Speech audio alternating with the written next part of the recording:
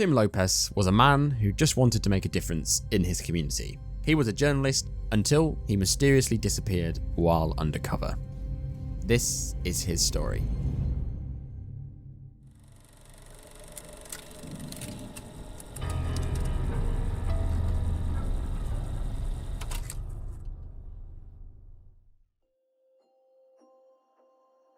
A favela, nowadays known as a community, is essentially a slum in Brazil that has experienced terrible government neglect. The first favela appeared in the late 19th century and was actually built by soldiers who had to live under the favela trees. But even before the 19th century, poor people were pushed to the far suburbs because out of sight, out of mind, apparently. Most modern favelas appeared in the 1970s, when many people left rural areas of Brazil and moved to the cities. When the mass of people got there, they discovered there was nowhere to live, and a lot found themselves in the favelas. As they were below the radar and not policed whatsoever, these places eventually ended up being ruled by drug lords, and the residents of them had to witness regular shootouts between traffickers, police, and other criminals. A Veja news article summarized the traffickers' 10 commandments for surviving in the favela.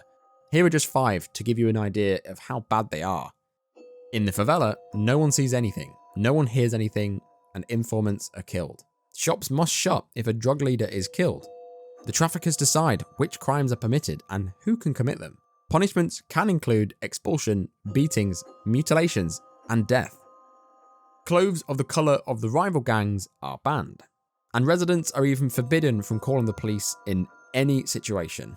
Other truly abhorrent crimes, such as child abuse, were common, and murder rates soared, in excess of 40 per 100,000 residents. Now, the traffickers that run these places are horrible, horrible criminals. They would guarantee residents safety through their actions and political connections to them. As they would do this, they would in turn receive respect, and it created an environment in which critical segments of the population would feel safe, despite there being horrific violence happening all around them. So the cycle would continue. Now, a large amount of the drug sales happen at night when they host what they call a funk karaoke, also known as a baile funk. These festivals are where a lot of people would meet for essentially a hip-hop party involving lots of social classes from the neighbouring favelas. A lot of drugs were often traded at these baile funk festivals. Now, one of the people who grew up in these horrible conditions was Tim Lopes. Now, Tim, he was born in 1950 in the outskirts of Rio, but when he was 8, his family of 12 were forced to move to a nearby favela. This is where they lived in what was described as humble circumstances, where 12 of them would live in a 3-bedroom shanty. Growing up in the favelas himself, this gave him the insight that he needed to help fight the battle of inequality in Brazil. The drug lords running the place by fear, the kids sleeping in terrible conditions and begging for food, the violence that he had to witness. This all inspired him to become a journalist to expose this to the world. So Tim set his eyes on becoming a journalist, and in the early 1970s, one of his first reports was published. This article reported precarious working conditions of the workers carrying out the construction of the Rio subway. To produce this, Tim worked as a pawn in the work himself to get the most authentic footage. In one of his stories, he even posed as a coconut seller at the train station and documented the daily violence and robberies. These reports were something that Tim did on a daily basis, and he was considered the master. Our story begins in 2001 in Rio de Janeiro. A controversial program named The Big Drug Fair was aired on Brazil's largest channel, Globo TV. The program exposed horrific drug dealing and trafficking, crime and prostitution in Rio's poorest favelas.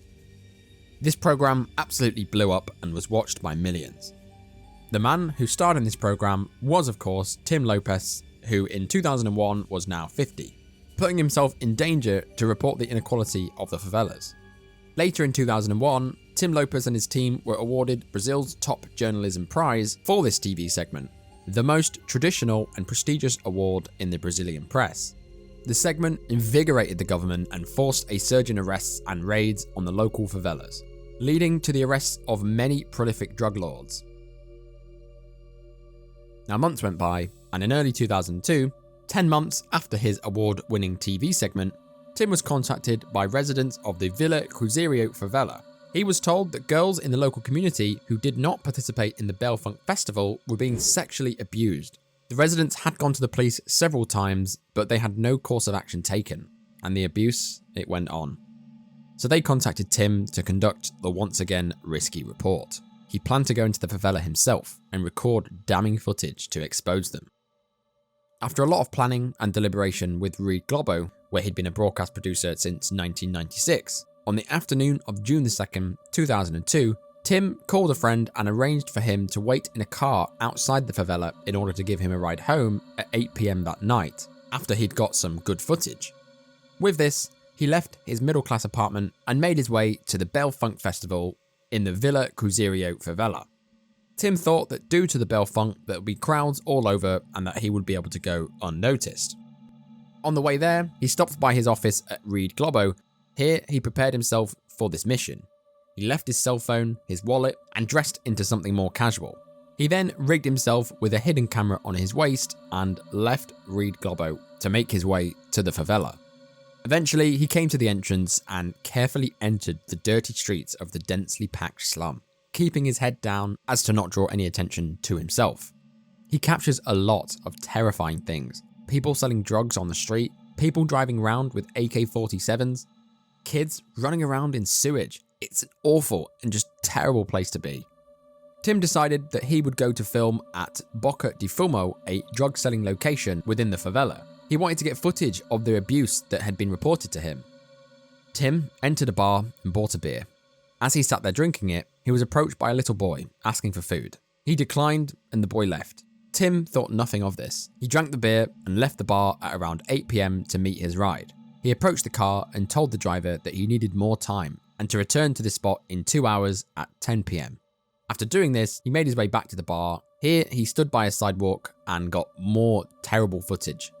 Hours passed, but at some point in the night, Tim was aggressively approached by a trafficker. Unfortunately for Tim, the little boy who had approached him in the bar earlier that night was actually a scout for a local drug gang.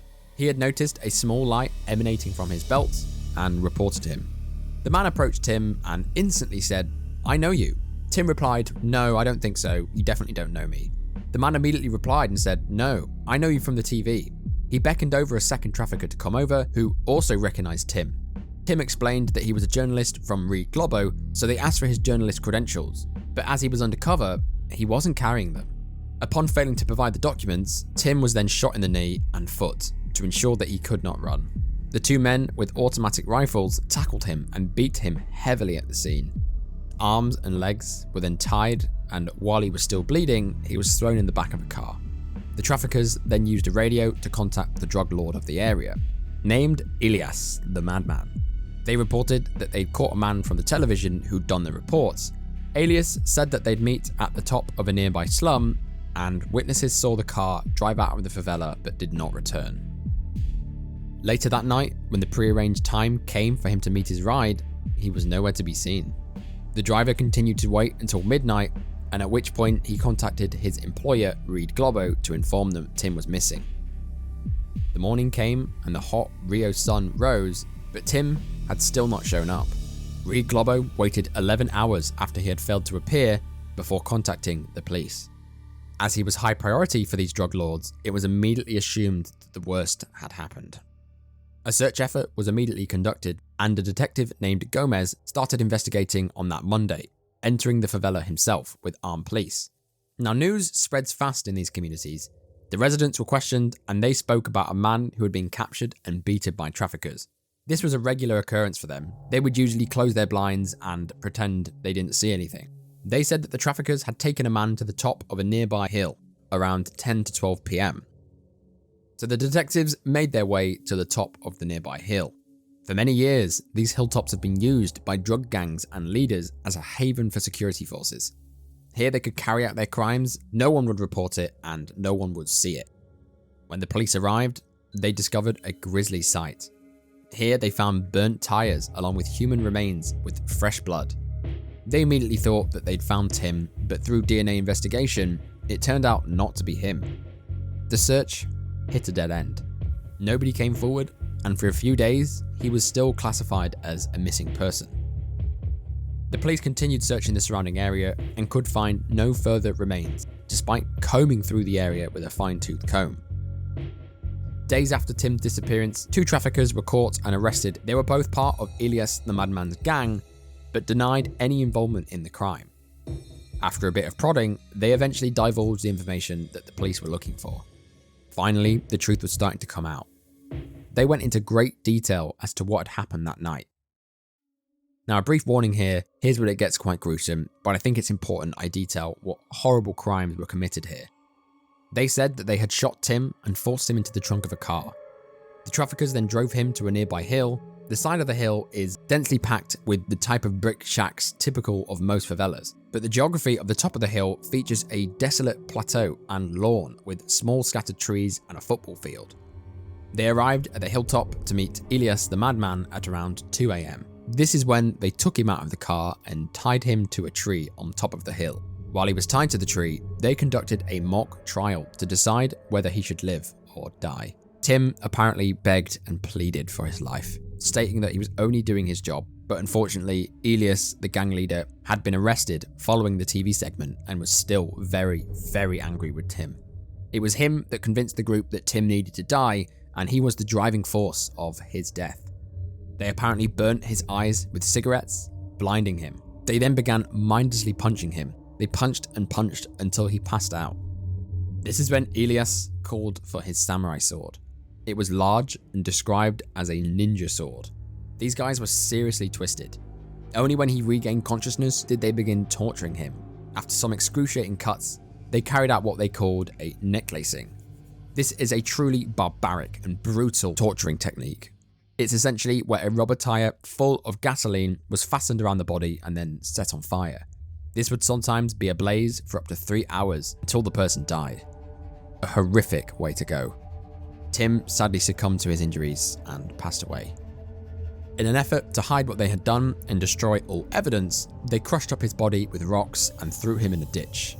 They covered the remains in petrol and they incinerated him in what they called the microwave oven. Something they did to a lot of people apparently. After he was dead, the gang laughed and celebrated about the cruel and cowardly way that they had killed the innocent journalist, even lighting their cigarettes from the flame that burnt his body. Despite detailing the murder, they refused to guide the police to the grave. Just reading this makes my stomach turn. I just cannot imagine what the final moments of Tim must have been. This is just a terrible crime. 10 days after he had gone missing, the police discovered a secret gravesite nearby a football field that was used by kids. Here they discovered heavily decomposed remains near burnt tires, along with what was left of a samurai sword. The only bone that was left was a single rib bone. Buried nearby in another fresh hole was the remainder of Tim's possessions. Inside they found his watch, a crucifix, and his hidden camera, which was burnt to a crisp. DNA later confirmed this to be Tim. Even as the population of Rio celebrated their World Cup victory, the brutality of this crime sent chills through Rio's population. Everyone questioned how exactly have the favelas been able to run like this for so long, in parallel to society. They wondered why the police had not cracked down on them sooner. Tim's family were devastated upon this discovery, confirming the worst. His son was only 19 at the time. The police then looked to convict the people responsible for this disgusting crime. Despite there being 20 people involved at the scene, police only pursued 9 traffickers that were directly involved. The gang who were specifically held accountable for Tim's death are on screen now, in order of culpability. June the 10th, 2002, 2 of the gang members were caught and confessed to the murder of Tim, but the search for the rest of the gang continued on. In the following months, out of the 9 that were tried for Tim's death, 3 were killed in pursuit by police, while the others were soon caught and sentenced to hefty prison sentences for their heinous crimes. But one person still remained. The leader, Arias the Madman, the person who sought a vendetta against Tim, still roamed free. After an intensive and highly publicised 3.5-month manhunt, on September the 19th, 2002, the drug lord Arias the Madman was caught and arrested. He was the boss of the drug trade, and this arrest was a big deal. taking one of the most violent kingpins off the streets of Rio. Here he is seen with the police being dragged out of his home after a shootout. His trial was set for March of 2004. The case was later delayed, but on May the 25th, 2005, Arias was handed a prison sentence of 28.5 years for being the driving force for the murder of Tim Lopes. With this, Tim's family were able to breathe. The people responsible for his murder had been finally dealt with and put behind bars where they belong. But no prison sentence or justice will ever be enough for what was done to him. His partner of 10 years was heartbroken, and Bruno, Tim's son, suddenly left without a father. Years later, Arias was transferred to a max security prison where he was held until his mysterious death in September of 2020. 10 years after his death, in December of 2012, Tim Lopes was posthumously awarded Brazil's top human rights prize by the President of Brazil.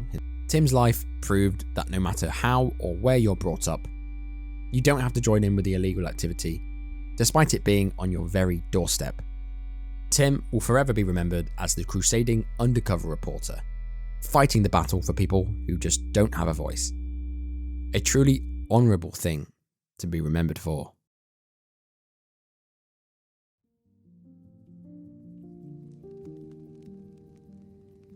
It was actually the 20th anniversary of Tim's death yesterday as of writing this script. His death was a sad but important landmark in journalism.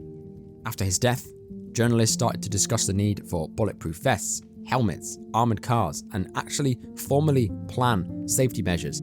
This type of view within the newsroom just did not exist before. I'm glad that the people were eventually held accountable for his death and served time for the crimes. This is a truly sad story. It is a truly abhorrent crime, a truly horrible way to go. My thoughts and condolences go out to Tim's family and friends. So that is the end of this video. Let me know in the comments below what you thought. I'm trying out something different with these kind of videos, so let me know if you like it, if you don't like it, what you change. But other than that, I will see you in the next one. Bye bye.